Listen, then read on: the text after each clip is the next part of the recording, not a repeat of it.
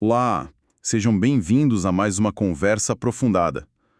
Hoje a gente vai encarar um dos maiores quebra-cabeças da teologia, que é essa relação entre a soberania de Deus e a liberdade humana. Uhum.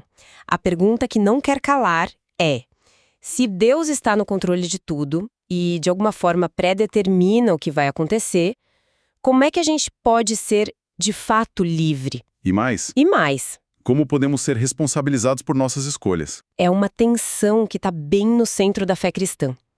A nossa fonte para essa análise é um trecho do livro Eleitos Mas Livres, de Norman Geisler.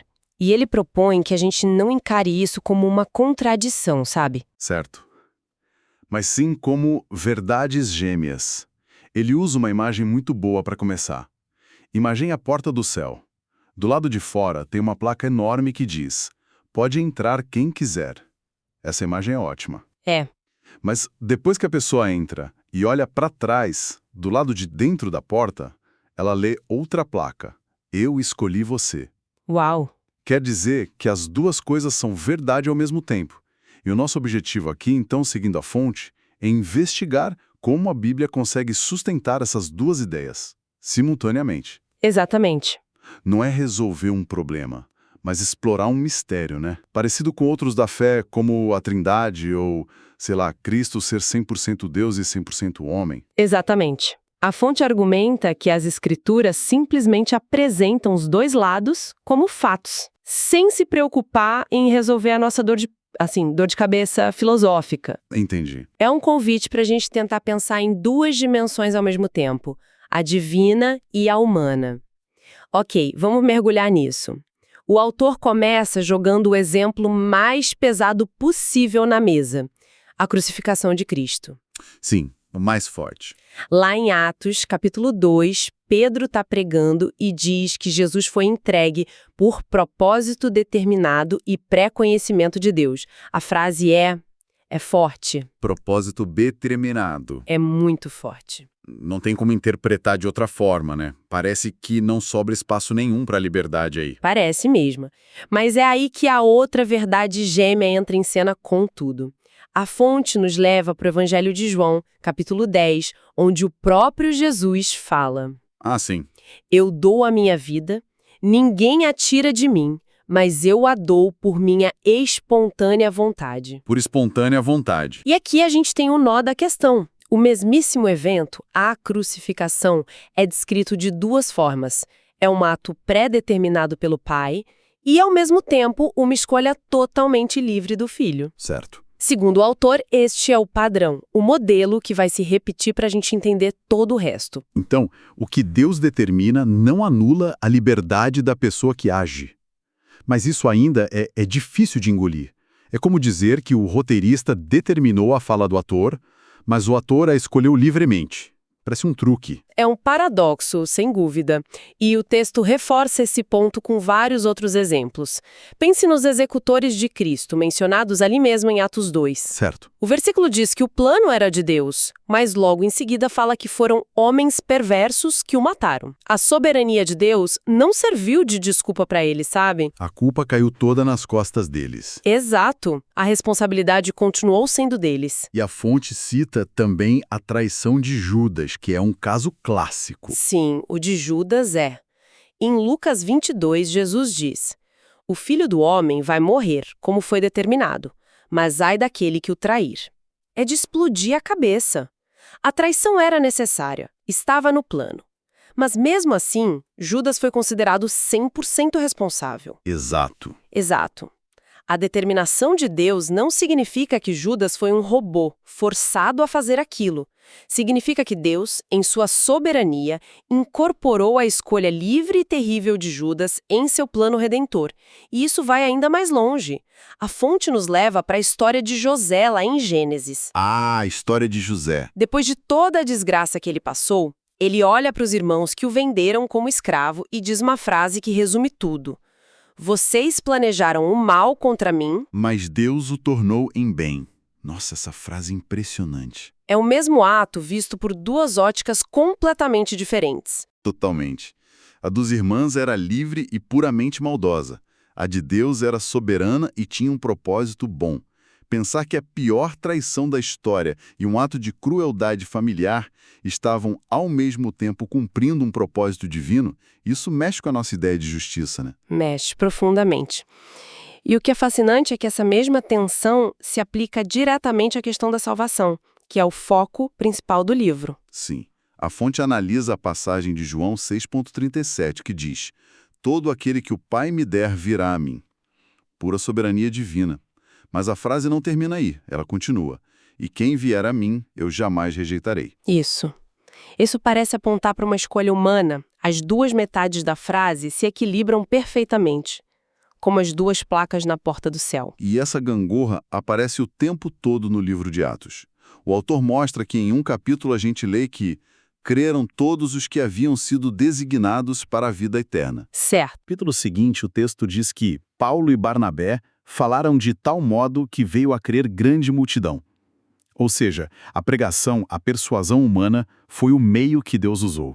A conclusão da fonte é que Deus preordena tanto o fim, a salvação daquelas pessoas, quanto os meios, que foi a pregação convincente dos apóstolos.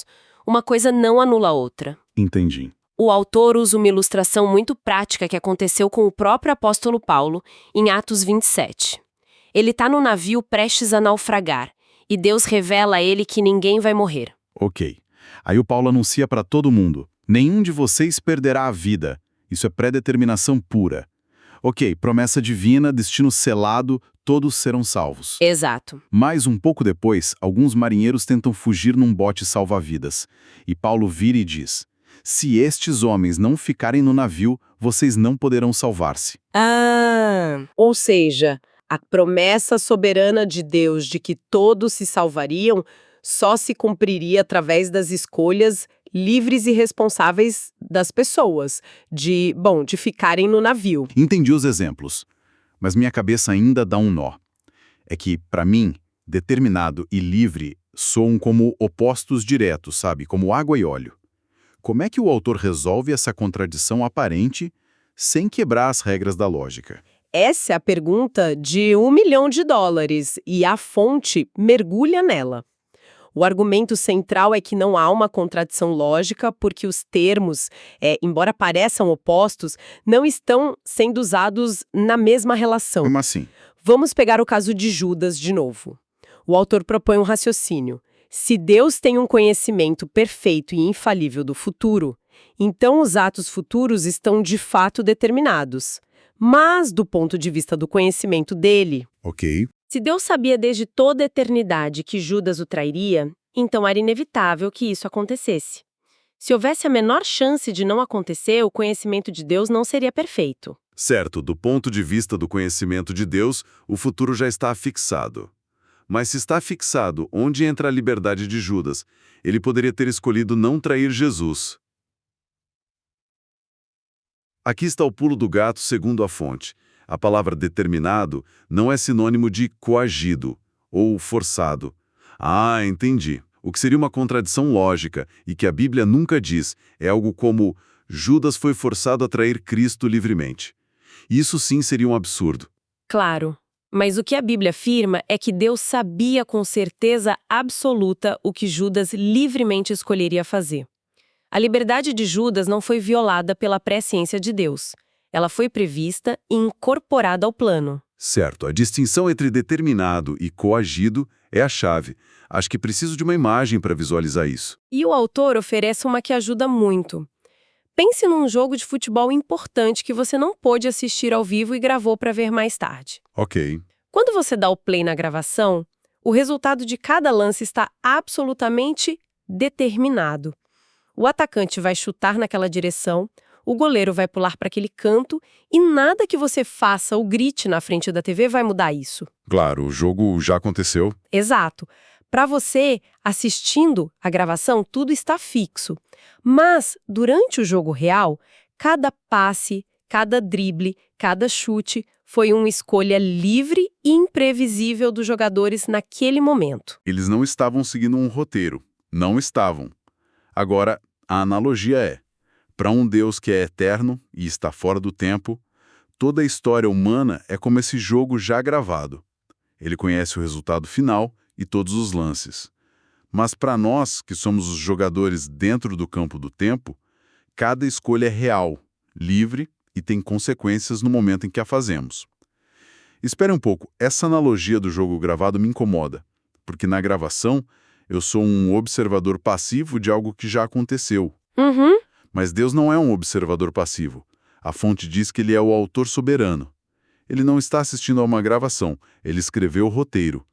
Isso não muda tudo? Essa é uma ótima objeção e leva a discussão para um nível mais profundo. Sim, a analogia tem seus limites. Deus não é um mero espectador. Certo.